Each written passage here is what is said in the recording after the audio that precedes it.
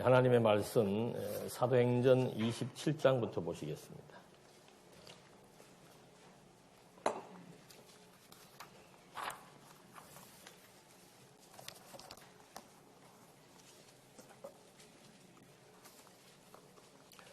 사도행전 27장 우리가 배를 타고 이탈리아에 가기로 작정되매 바울과 다른 제수 몇 사람을 아구스도 대의 백부장 율리오란 사람에게 맡기니 아시아 해변 각처로 가려 하는 아드라무떼노 배에 우리가 올라 항해할세 마게도냐의 데살로니가 사람 아리스다고도 함께하니라. 이튿날 시돈에 대니 율리오가 바울을 친절히 대하여 친구들에게 가서 대접받기를 허락하더니 또 거기서 우리가 떠나가다가 맞바람을 피하여 구브르 해안을 의지하고 항해하여 길리기아와 밤빌리아 바다를 건너 루기아의 무라시에 이르러 거기서 백부장이 이탈리아로 가려 하는 알렉산드리아 배를 만나 우리를 오르게 하니 배가 더디가 여러 날 만에 간신히 니도 맞은편에 이르러 풍세가 더 허락하지 아니하므로 살모네 앞을 지나 그레데 해안을 바람막이로 항해하여 간신히 그 연안을 지나 미앙이라 하는 곳에 이르니 라세아 시에서 가깝더라. 우선 8절까지 말씀 봉독해 드렸습니다. 지금 사도 바울은 그 지루했던 재판의 일정을 끝을 냈습니다. 그래서 그때는 아그리파 왕도 같이 동석했고 베스도 총독도 있는 가운데서 그냥 본인이 그렇게 요청만 하지 않으면은 풀려날 수도 있는 그런 상황임에도 불구하고 바울은 끝까지 로마에 가겠다고. 그 이유는 하나님께서 바울에게 나타나서 바울은 로마에 가야 된다는 하나님의 명을 받은 거죠. 그러니까 하나님의 명령을 받는다라고 하는 것은 이 세상의 그 어떤 명보다도 가치 있는 거죠. 왜? 하나님이 모든 만사와 만물의 주관자요 주인이기 때문에 그 하나님 모든 것의 주관자 주인이 바울에게 너는 로마에 가라. 가서 또 그리스도가 말한 대로 이방인들에게 내 증인이 되라라고 했던 그 명령, 그걸 사도 바울은 잊지 않고 석방보다 더 중요한 것은 하나님의 명을 따라 로마에 가서 자기가 이 땅에 살아야 되는 이유를 바울은 분명히 알고 있습니다. 나는 로마에 가서 그리고 이방 땅에 예수가 하나님의 아들 그리스도라고 하는 사실을 증거하는 그것이 바울의 삶의 의미고 목표입니다. 그래서 바울은 그런 제수로 석방되는 일보다는 차라리 끝까지 나는 하나님의 명을 따라 로마로 가겠다는 그런 마지막 재판정에서의 말 때문에 결국은 사도 바울이 죄수의 몸이 되어서 이제 로마로 가게 되는 내용입니다. 근데 이 출발 도시 지금 읽으니까는 머리에 전혀 안 들어오죠. 우리 교회도 빨리 여기 지금 스크린 장치가 좀 돼가지고 화면이 그림이 좀 떴으면 좋겠고 제 교환도 여러분들이 같이 좀 공유하면서 봤으면 좋겠고 성경 구절도 말하면 탁탁 좀 이렇게 나올 수 있는 여건이 충분히 저는 된다고 보는데 지금이 이제 과도기라서 그런지는 모르겠습니다만은 조속히 가장 중요한 일은 제일 중요한 일은 말씀 선포입니다. 장안중앙교회의 정체성은 진리에 있습니다. 여기 우리가 모여서 힘을 모으고 수고하는 이유도 진리를 보존하고 전파하는 일에 힘쓰는 그것이 사도 바울이 죽기 살기로 로마에 가야 되는 사명과 같은 겁니다. 제일 중요한 것은 이 강론을 중심으로 해서 주변의 상황들, 이게 가장 우선적인 거예요. 그래서 저는 이렇게 개인적으로 말하지 않고 공개적으로 얘기를 하면은 장로님들이 더 잘 수긍을 해주시지 않을까. 그림도 못 그리는데 또 그려야 돼. 이거 안 그리면 지금 이게 무슨 말인지 들어오지가 않아요. 전혀. 하여튼 장화 비슷하게 그리고. 여기가 로마고. 그 다음에 여기 붙어 있는 여기 또 섬이 있네요. 그 다음에 여기에서 이제 이렇게 해서 여기가 이제 마게도냐 지역, 그 밑에 이렇게 붙어 있는 고린도가 있고, 그 다음에 이제 이렇게 맞부딪혀 있는 이런 여기가 이제 소아시아 지역, 지금의 터키 지역입니다. 그리고 여기 예루살렘에서 복음이 시작되었죠. 그리고 지금 현재 바울은 가이사랴라고 하는 이 항구입니다. 그러니까 여기에서 로마에까지 가는 항로가 여기에 지금 개설이 되어 있는 겁니다. 그러니까 이 가이사랴라고 하는 도시는 큰 도시예요. 로마의 행정부가 있고 총독이 여기 주둔하고 있기 때문에 여기에서 벌써 로마로 갈 수 있는 항로가 지금 다 이렇게 준비된 곳이죠. 그러니까 뭐 하나님께서는 이미 이 바울을 쓰시기로 이미 창세전부터 계획을 했고, 그 계획이 우리는 생각지도 않는 세계사를 통해서 이 바울의 행로가 진행된다라고 하는 거. 로마가 이 지역을 지금 다 일대를 지배하게 하나님께서 섭리해 놓은 이유가 바울로 하여금 로마에 가서 복음을 전파하게 하기 위한 겁니다. 그렇게 지금 섭리를 해놓고서는 이제 바울이 출발을 했는데, 여기 이제 고구마처럼 생긴 이렇게 생긴 구부르라고 하는 섬이 있습니다. 이게 무슨 얘기인가 하면은 바울이 여기에서 이렇게 바로 그냥 로마로 가면 좋은데, 이 바다는 바람이 많이 일고 풍랑이입니다. 그리고 막 맞바람이 치고 하면은 배가 잘 나가기가 힘들죠. 그래도 이 배는 좀 큰 배였나 봐요. 한 300여 명이 탈 수 있는.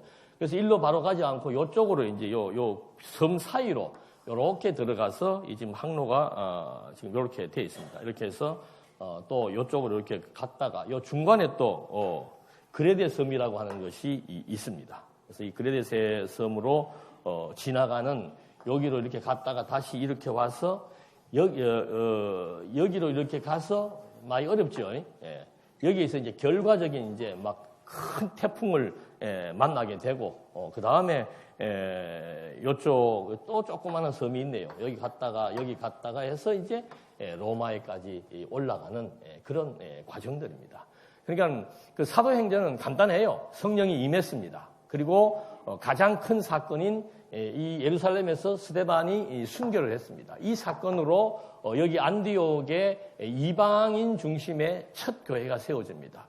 교회의 초석은 예루살렘입니다.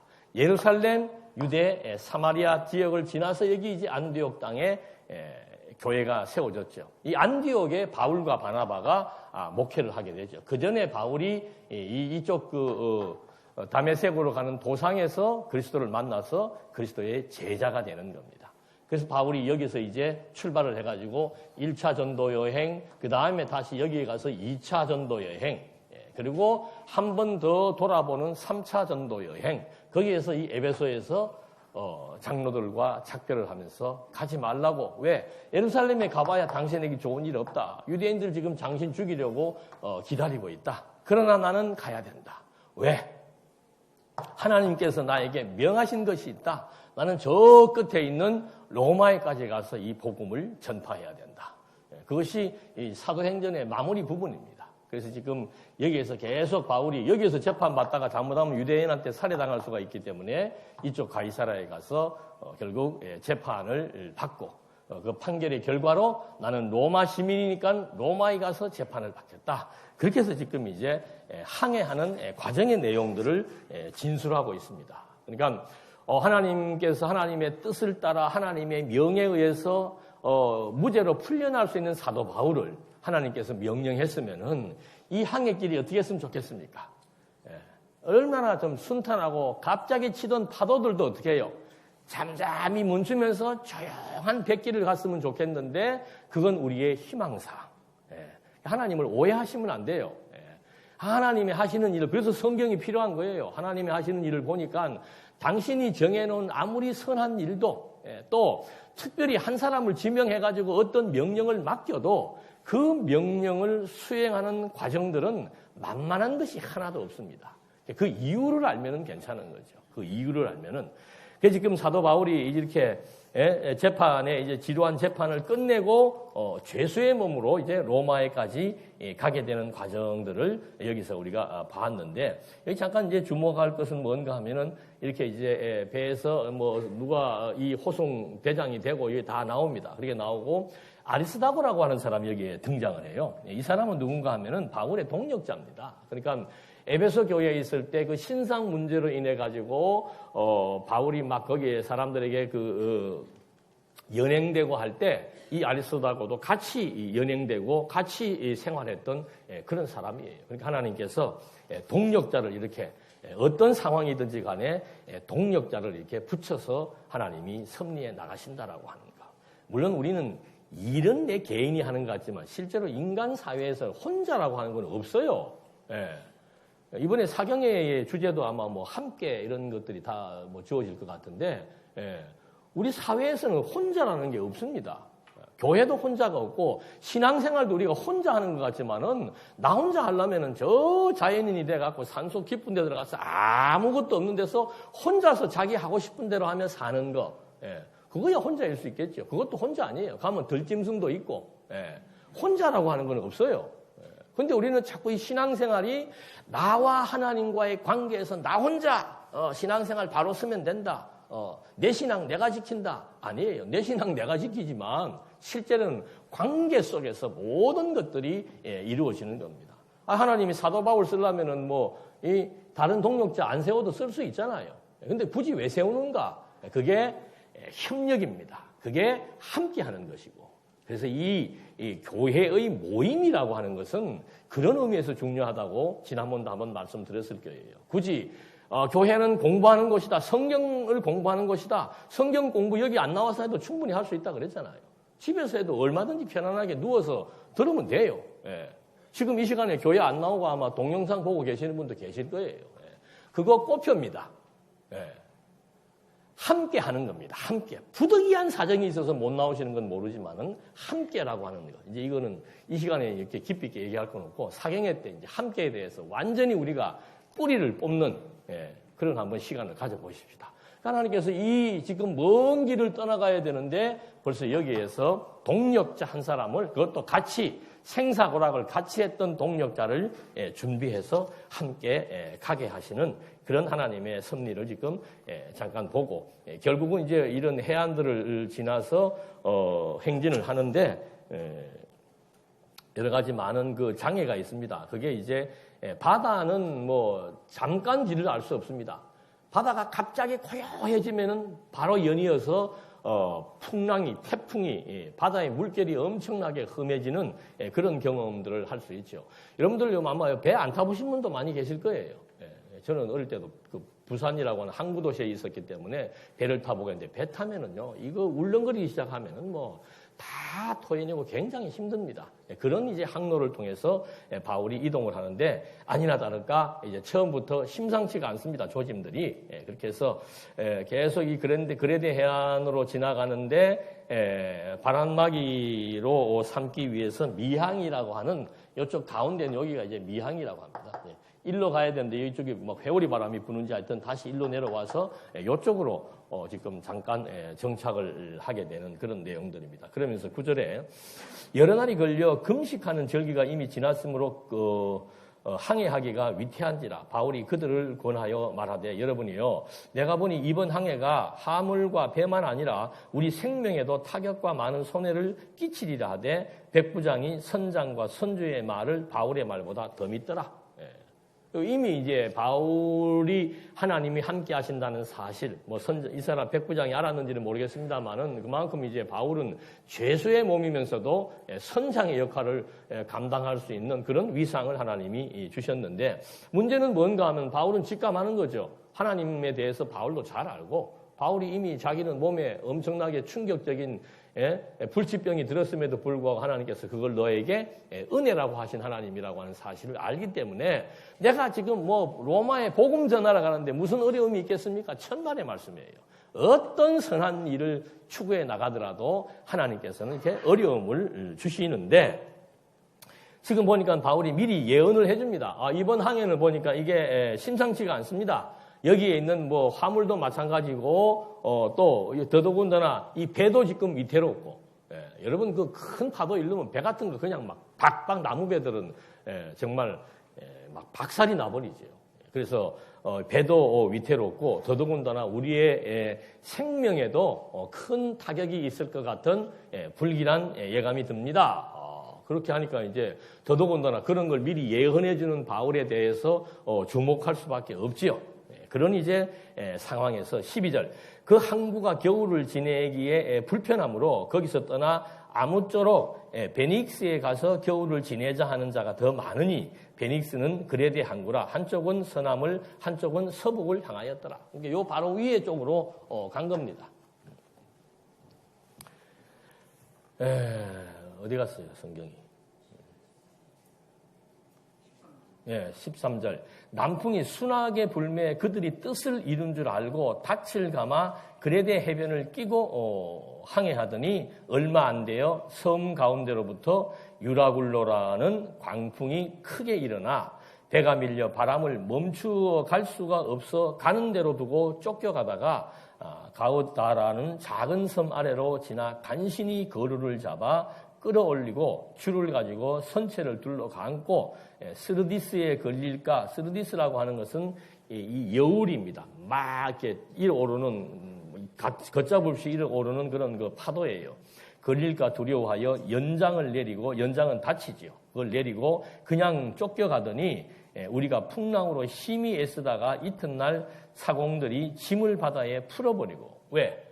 바다 배에 짐이 너무 많아버리면 울렁거리면서 한쪽으로 치우칠 수도 있고 배가 파손될 수도 있죠. 사흘째 되는 날에 배의 기구를 그들의 손으로 내버리라. 여러 날 동안 해도 별도 보이지 아니하고 큰 풍랑이 그대로 있음에 구원의 여망마저 없어졌더라.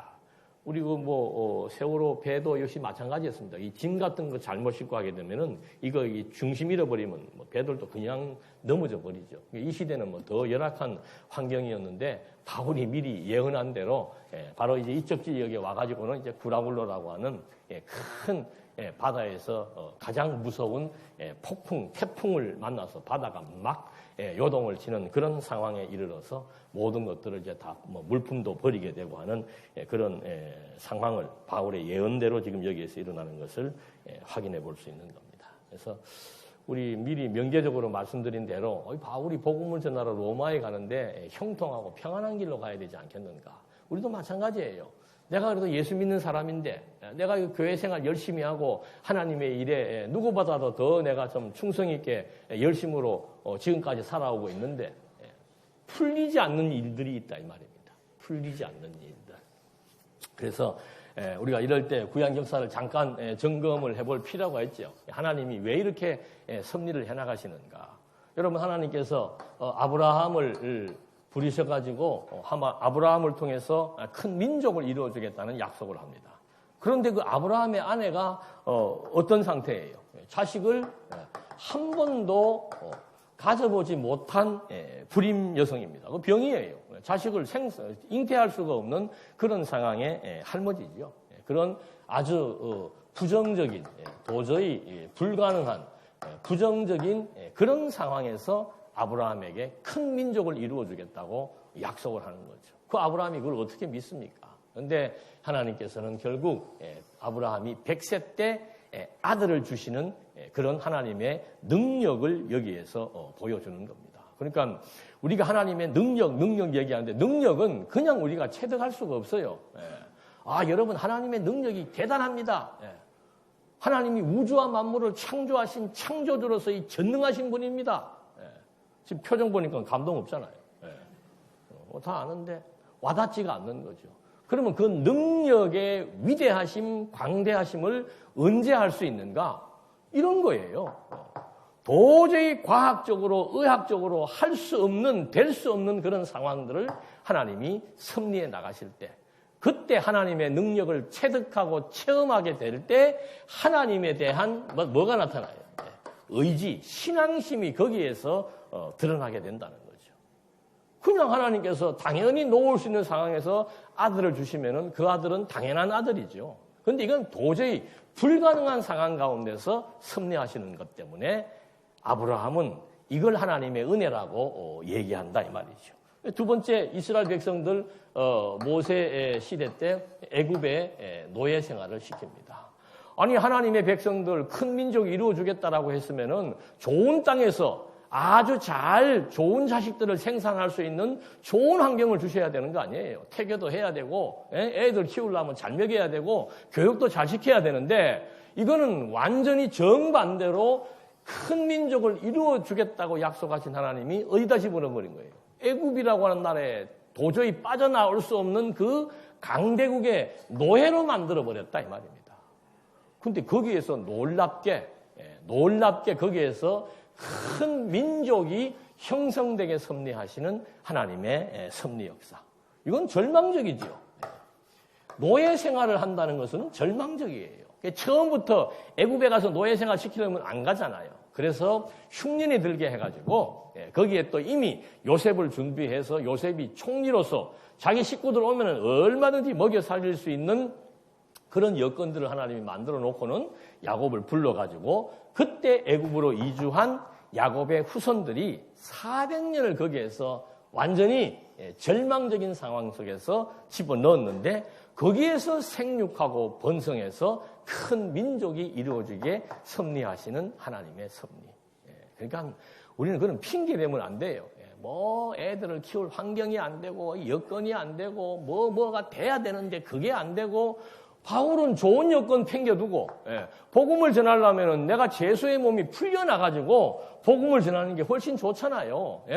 죄수가 아닌 의인의 몸이 이래가지고 많은 사람들로부터 신임을 얻고 공신력을 가지고 정정당당하게 다니면서 복음을 전해야 되는데 바울은 도리어 죄수의 몸이 되게 해서 포로의 몸이 되게 해서 죄수의 몸이 되게 해서 이 거친 항로를 지금 경험하게 하신 다음에 로마에 도착하게 하신다는 거죠. 왜 그러셨을까? 지금 계속 풀어나가는 겁니다. 왜 하나님이 이렇게 절망적인 상황 가운데서 생육하게 하고 번성하게 하는가? 도저히 나중에는 막 사내 아이들 2살 이상 된 사내 아이들 다 2살 이하짜리는 죽이라고 해도 그래도 히브리 여인들은 튼튼해서 생육하고 번성하는데 뭐 전혀 지장이 없도록 섭리해 나가시는 하나님의 섭리 역사.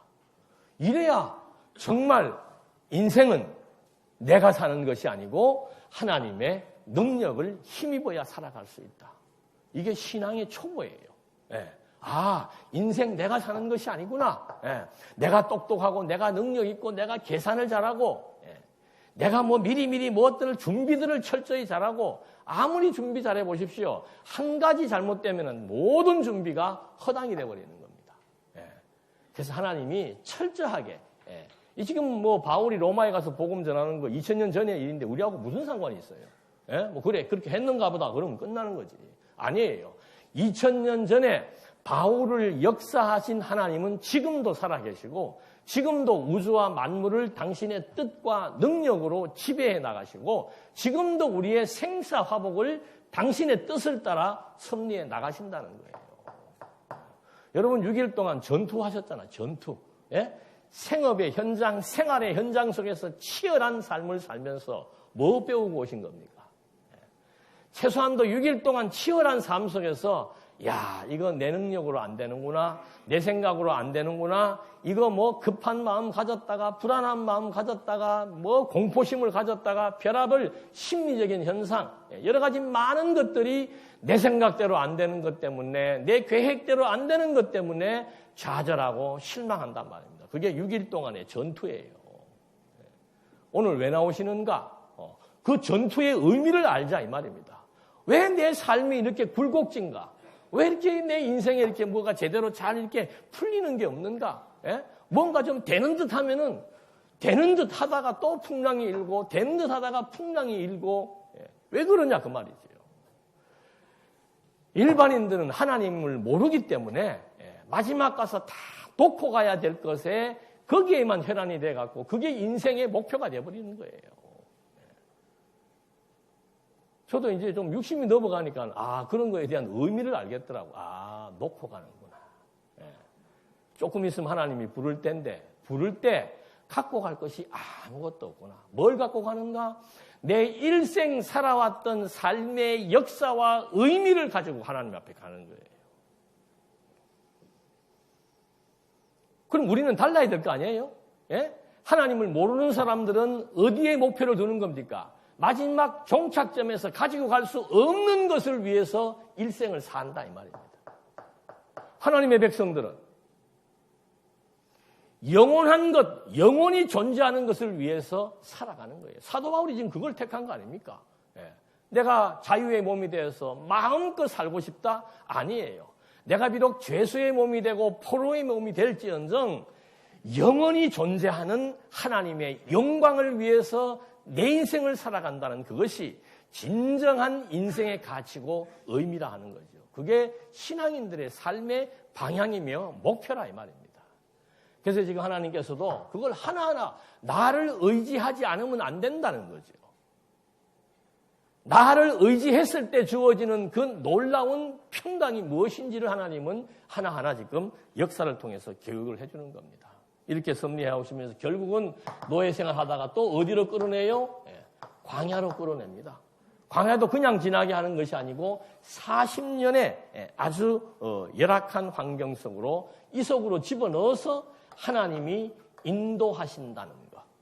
하나님이 자손을 주셨다는 것. 하나님이 민족을 주셨다는 것. 하나님이 이 광야 동서남북을 분간할 수 없는 그런 위기적인 상황에서 하나님이 인도하신다라고 하는 것. 그 다음에 여호수아를 통해서 가나안 땅을 정복하는 거. 이거 정복이 이렇게 쉬운 얘기가 아닙니다, 여러분. 정복은 다른 말로 하면 뭐 하는 거예요? 전쟁이에요, 전쟁. 지금 우리가 왜 온 세계가 왜 두려워하고 있는 겁니까? 전쟁이에요. 이때 전쟁보다 지금 이때도 전쟁 무서워. 이때 전쟁은 리얼합니다. 바로 막 면전에서 사람 보고 찌르고 죽이고 막 피가 튀고 하는 이런 전쟁이에요. 지금 이제 우리가 꽥소리도 못 내고 어떻게 해요? 한 방에 가는 전쟁입니다. 피난 갈 거 없어요. 이 조그만한 남한 땅에 핵 하나 떨어지고 나면은요, 살아있는 것도 저주예요. 그 핵에 대한 오염이 돼가지고 평생을 고통 속에 살다 가는 겁니다. 서울 사는 분들, 서울에 떨어지는 거 행복한 줄 알면 됩니다. 그냥 빨리 가버리면 돼요. 살겠다고 어디로 이사 가봤던들 별 볼 일 없습니다. 하나님이 주시는 시험은 내가 도망간다고 안 돼요. 그 친구 이름 뭐예요? 요나. 아무리 다른 쪽으로, 반대쪽으로 가려고 해보니까 요나가 반대쪽으로 가니까 뭐가 일어요? 풍랑이 일잖아요. 뱃사람들은 벌써 풍랑이 일면 압니다. 여기 누군가가 이 풍랑의 원인자가 있다. 누구냐? 나다. 뭐 빠져라. 방법이 없습니다. 그래서 우리는 고난을 그냥 하나님의 능력을 보기 위한 과정으로 보고 거기에 같이 몸을 맡겨서 가야 되는 것이지 그 고난을 피하려고 한다거나 그걸 뭐 몸부림을 치면서 내가 어떻게 해결하려고 한다면은 절대 해결되지 않습니다. 그게 무지한 사람들이에요. 하나님의 지혜라고 하는 건 뭔가 그 일의 이치의 요 순간만 보는 게 아니라 이 말입니다.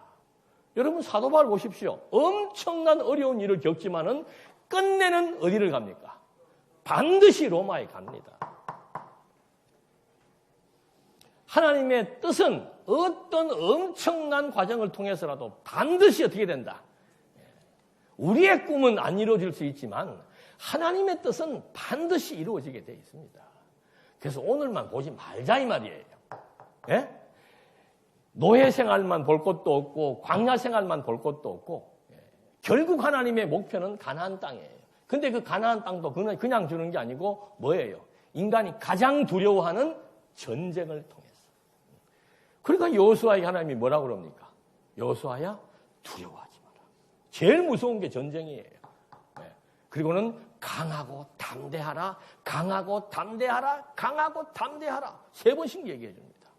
그럼 여호수아는 그 말만 들으면 강하고 담대해지고 강하고 담대해집니까? 아니에요. 강하고 담대할 수 있는 하나님의 약속이 주어지는 거예요. 그게 뭐예요? 내가 너와 뭐한다? 함께 한다 이 말이에요. 여러분 우리 하나님은 볼 수 없습니다. 지금 하나님이 함께 합니까? 안 합니까? 믿어지십니까? 그러면 믿어야지 아니에요. 그게 믿어지면은 마음의 걱정, 근심, 두려움, 공포 다 없어지게 됩니다. 불안과 초조, 그리고는 하나님의 함께 하심이 믿어지면은 마음에 뭐가 자리 잡아요? 평강이 자리 잡는 거죠. 신앙은 그런 거예요. 속일 수가 없는 거예요. 왜 이렇게 하나님이 섭리해 나가시는가? 그래서 결국에 가서는 내가 사는 것이 내가 아니고 뭐다? 하나님의 은혜구나. 모든 만사가 하나님의 뜻대로 진행되는구나. 가나안까지만 합시다. 자꾸 더 나가봐야 같은 얘기인데. 하나님의 섭리가 이런 거예요. 왜 예수를 죽였다가 살립니까? 이게 절정입니다. 절정. 하나님의 능력의 영광의 절정이요. 하나님의 은혜의 영광의 절정이요. 죽였다가 한 생명을 죽였다가 살리는 거 아니에요. 그래서 죽어버린 자기 백성들의 생명을 다시 살려내시는 하나님의 섭리 역사. 이게 하나님의 행적을 지금 그대로 보여주는 겁니다. 성령의 행적이 하나님의 행적이에요. 사도들의 행적이 하나님의 행적입니다. 그래서 이렇게 철저한 하나님의 역사, 결국은 하나님의 목표는 반드시 이루어진다. 그리고 하나님의 뜻은, 나를 통한 하나님의 뜻은 반드시 이루어진다. 장안, 중안, 교회를 통한 하나님의 뜻도 반드시 이루어집니다. 이 교회가 반드시 견고하게 세워지게 하기 위한 하나님의 섭리예요. 아니, 이게 지금 하나님의 핏값으로 세워진 교회고, 이 교회를 진리의 말씀으로 양육해서 견고하게 세워서 여기로부터 시작되는 복음의 내용이 세계 각 곳곳으로 지금 다 전파되게 하시는 하나님의 뜻이 분명히 살아있을진데, 그 뜻을 이루어 나가는 과정 속에서 하나님의 생각은 반드시 이런 과정들을 겪게 한다는 거죠. 이스라엘 백성들 광야길 겪게 한 이유가 뭐라고 그랬습니까? 너희들이 나중에 이 가나안 땅에 들어갔을 때 가나안 땅이 얼마나 풍요로운데, 지금하고 똑같아요. 너희들이 지금 나중에 잘 되게 됐을 때, 성공했을 때, 정말 교회가 멋있게 여기 그냥 꽉 차고 밖에 사람들이 기다리고 밑에까지 다 차서 그런 놀라운 역사가 일어날 것 같아요? 안 일어날 것 같아요?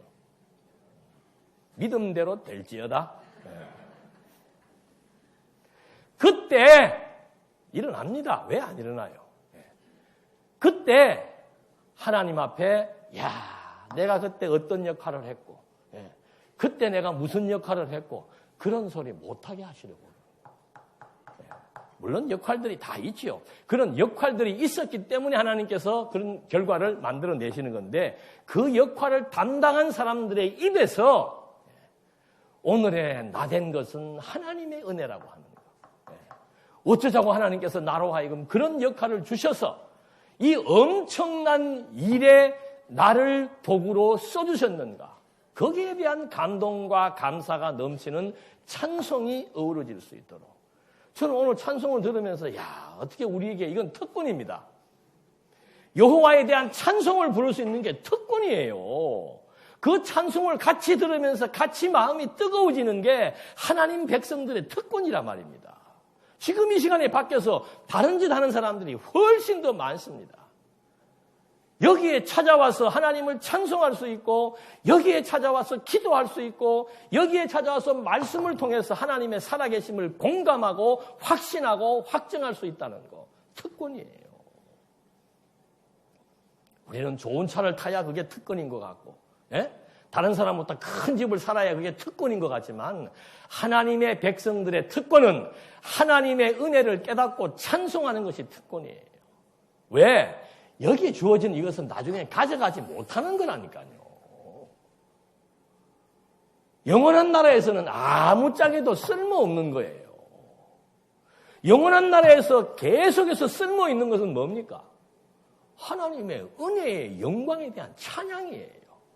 찬양할 거리가 없다? 뭐 하고 있을 거예요? 영원토록 사는데 찬양할 거리가 없어요. 그 찬양은 어떻게 해서 나오는가? 이런 절정의 환경들, 완전히 인생을 포기하고 싶은 여건들, 포기할 수밖에 없는 여건들, 도저히 헤어날 수 없는 그런 여건들의 굴곡진 인생들을 하나님이 주셔야 영원한 세계에서 영원히 하나님을 찬송할 수 있는 찬송거리가 주어진다 이 말이에요. 어려움이 없는데 어떻게 하나님을 의지합니까? 예? 말이 안 되는 소리죠. 어려움이 없는데 어떻게 하나님을 의지해요? 어려움을 겪지 않았는데 어떻게 은혜라고 하는 단어를 이해할 수 있냐 이 말입니다. 그래서 하나님께서 사도 바울을 통해서 이렇게 해나가는 이런 행적들에 대한 의미가 정말 하나님은 바울에게 로마로 간다고 하더니 죽을 뻔하는 그런 자칫하면 다 몰사하는 거예요. 그런 풍랑을 주셔서 하나님이 섭리를 해나가시더라 이거죠.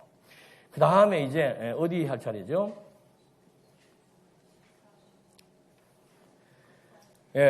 얼마 안 돼서 큰 풍랑이 일었습니다. 연장을 내렸고 21절 여러 사람이 오래 먹지 못하였음에 바울이 가운데 서서 말하되 여러분이여 내 말을 듣고 글에 대해서 떠나지 아니하여 이 타격과 손상을 면하였더라면은 좋을 뻔하였느니라. 그러니까 자기들이 계산해가지고 야 이거 지금 이게 바람이 불고 하니까 여기 한 3개월 동안 여기서 머물자 자기들이 지금 계획을 짠 거예요. 바람이 부니까. 그 3개월 동안 여기서 있을 때는 좋았는데 여기서 3개월이 지나서 가니까 바로 뭘 만난 거예요? 태풍을 광풍을 만난 거예요. 바울의 말대로 그냥 갔으면 어떻게 해요? 만날지 안 만날지는 모르지. 피한다고 해서 뭐가 되겠어요. 그러나 바울은 지금 여기에서 분명한 것은 내가 분명히 지금 가야 된다고 했는데 너희들이 지금 너희들 생각으로 안 했기 때문에 저는 풍랑이 일었다고 얘기를 하는 겁니다. 여러 사람이 오래 먹지 못하였음에 바울이 가운데 서서 이제 지금 했죠. 22절 내가 너희를 권하노니 이제는 안심하라. 너희 중 아무도 생명에는 아무런 손상이 없겠고 오직 배뿐이니라. 내가 속한 바 곧 내가 섬기는 하나님의 사자가 어젯밤에 내 곁에 서서 말하되 바울아 두려워하지 말라. 내가 가이사 앞에 서야 하겠고 또 하나님께서 너와 함께 항해하는 자를 다 내게 주셨다 하였으니 그러므로 여러분이여 안심하라.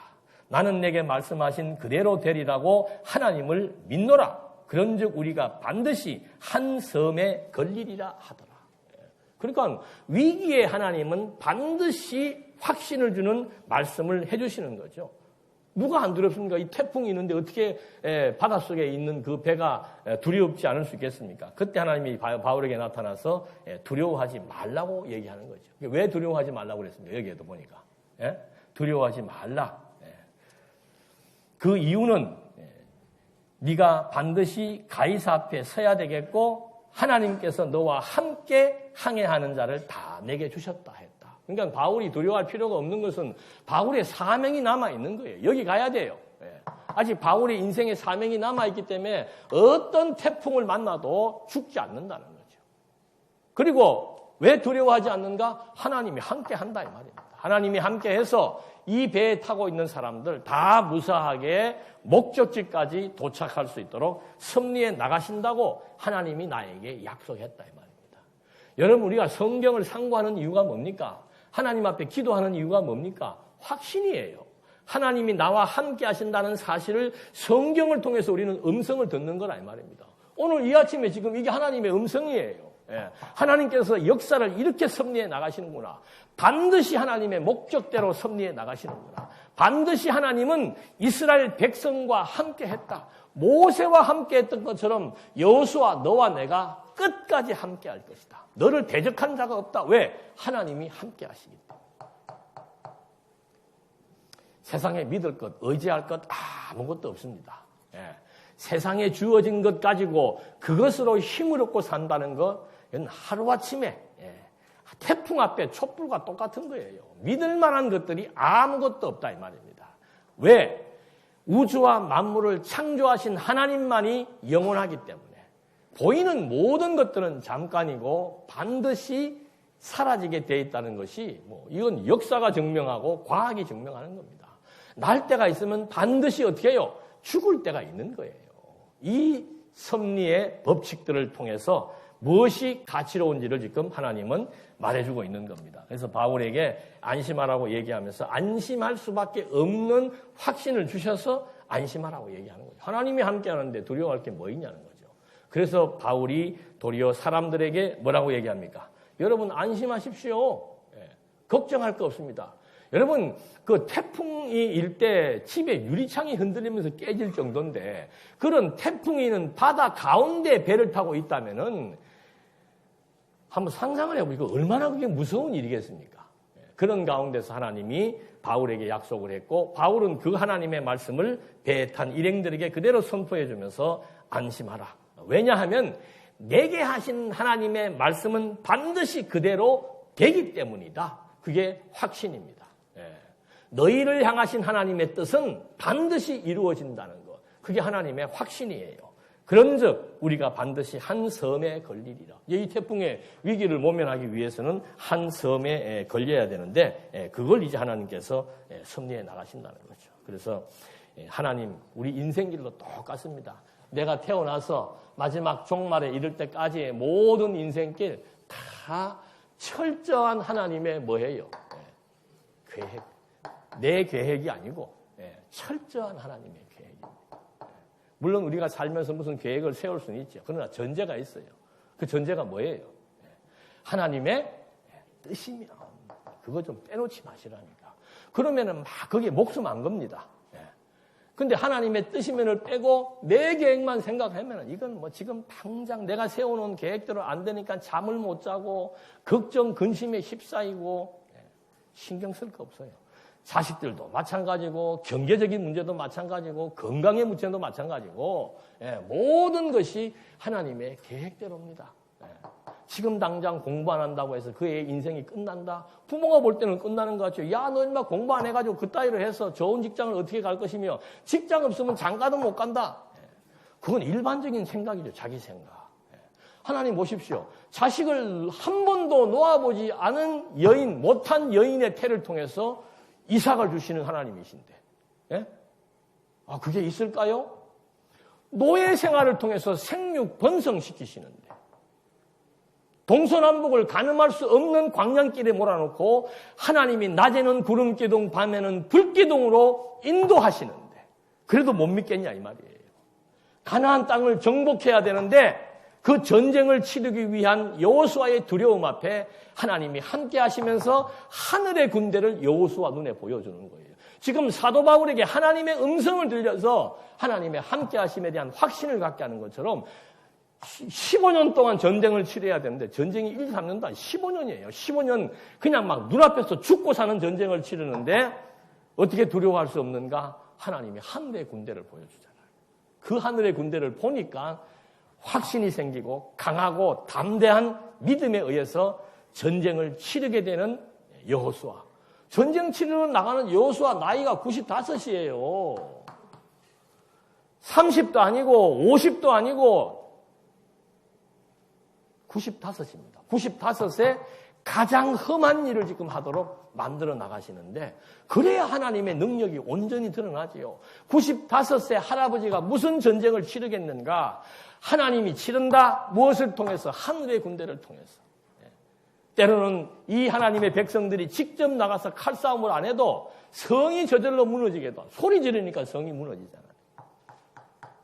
때로는 자기들끼리 그냥 막 적군 악군 구별을 못 해가지고 자기들끼리 죽게도 하시고 우박이 떨어져서 죽게도 하시고 하늘의 군대, 하나님의 능력으로 이 땅을 정복하게 하신다는 섭리 역사.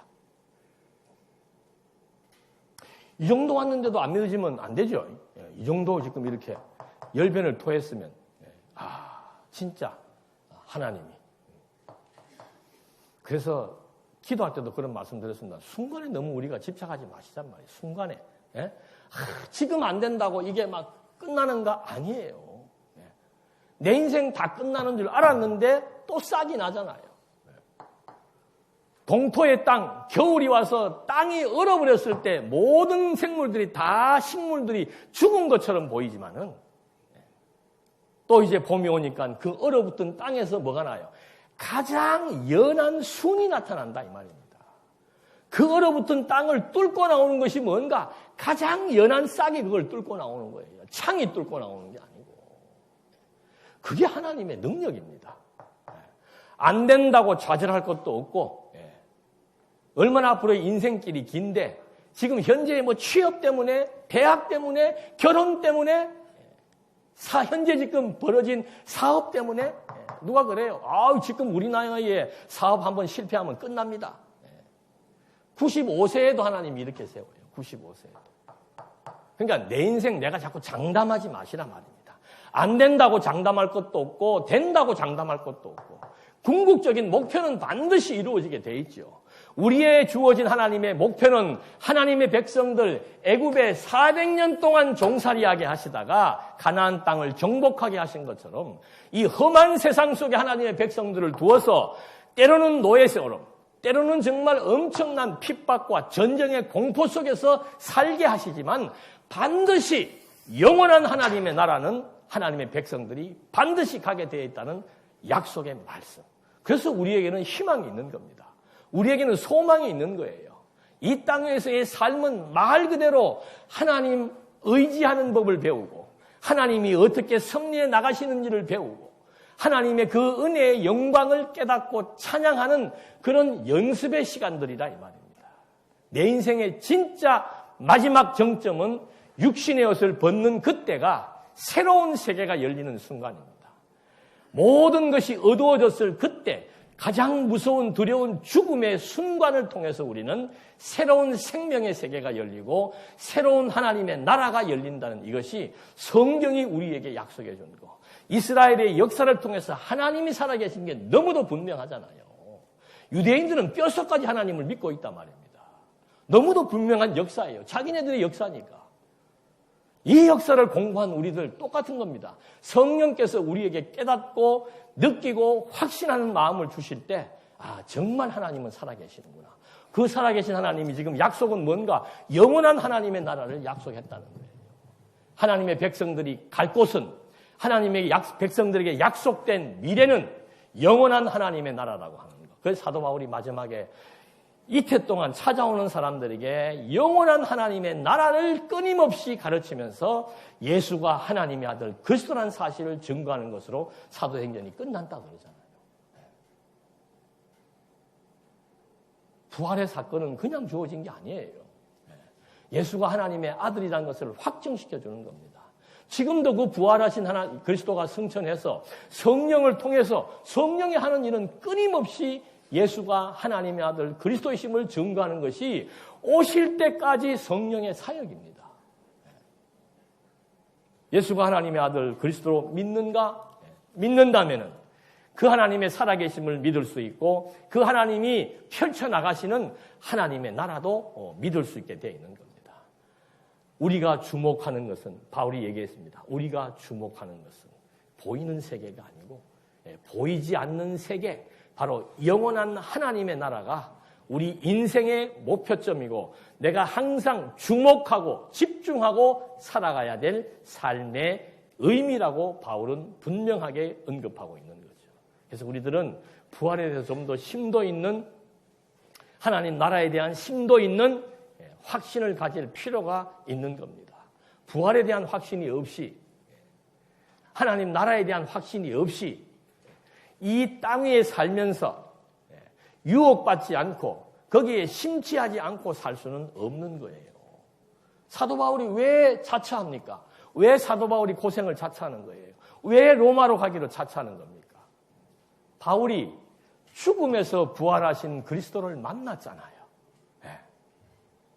바울은 실제 만나는 것으로 끝났지만 우리는 신구약 성경을 통해서 예수의 부활을 성경이 총체적으로 증거해주고 있다는 사실. 그 약속을 지금 우리들에게 믿게 하시려고 성령을 보내어서 성령이 지금도 그리스도의 부활을 전파하게 해서 지금 이 교회가 어떻게 서진 겁니까? 예수가 하나님의 아들 그리스도이심을 부활 사건을 통해서 확증한 자들을 모이게 해서 교회를 하나님이 세워나가시는 거라 이 말입니다. 그리스도의 부활 사건.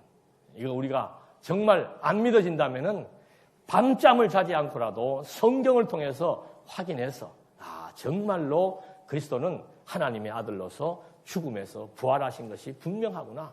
그분이 지금 살아있다는 거 어떻게 증거하는가? 그분이 약속했잖아요. 지금 하나님의 예언대로 광풍도 만나고 하나님의 예언대로 광풍 가운데서 보호도 받고 똑같아요. 그리스도의 부활을 어떻게 믿는가? 그리스도가 승천하시면서 성령 보내주겠다고 약속하고 예언한 대로 성령이 지금 와서 지금도 성령의 내주 역사 감동 감화하심으로 복음이 선포될 때 함께 깨달음이 오고 함께 확신이 오고 이 말씀이 지금 계속해서 확산됨으로써 세계 곳곳마다 교회가 세워지는 놀라운 역사. 장안교회는 바로 성령이 역사하는 산 증거입니다. 장안중앙교회는 부활하신 그리스도가 지금 살아 존재한다는 것에 대한 산 증거예요.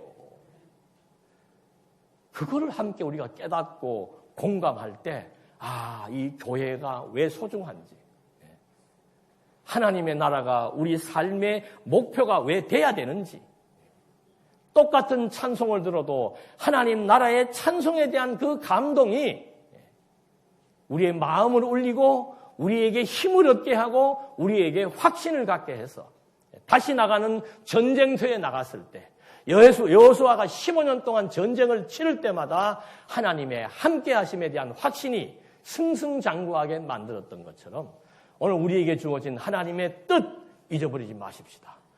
내가 원해서 하나님이 나에게 오시는 게 아니고 하나님의 아들들이기 때문에 하나님이 함께하시는 겁니다. 지금도 하나님은 우리와 함께합니다. 하나님은 내 인생을 끝까지 책임지고 이끌어 나가십니다. 걱정하지 마시고 힘들고 어려운 일이 왜 없겠습니까? 우리의 자녀들 힘들고 어려울 일이 왜 없겠습니까? 하나님 의지하도록 권면하는 것. 하나님을 믿는 것이 우리에게 어떠한 가치인 것을 알게 하는 것. 이게 오늘 우리가 살아야 되는 1차적인 이유라고 하는 사실을 함께 공유하고 공감하시면서 세상을 바라볼 때 정말 여호수아처럼 강하고 담대한 마음으로 왜 하나님이 함께 하십니까? 기도하시겠습니다. 살아계신 하나님 아버지, 정말 하나님을 믿는다는 것이 쉬운 일은 아닐진데 어떻게 저희들에게 성령을 통해서 하나님의 존재를 깨닫게 하시고 믿어지게 하셔서 때로는 하나님을 의지하지 않고 때로는 보이는 것들을 의지하지만 다시 하나님을 의지할 수밖에 없도록 섭리해 나가심으로써 하나님의 능력을 보게 하셨고 그것이 하나님의 은혜임을 깨닫게 하셔서 철저히 하나님을 의지하며 하나님의 뜻에 순복하며 살아갈 수 있는 아름다운 인생길, 약속하신 대로 우리에게 허락하시고 약속하신 대로 인도해 주시옵소서.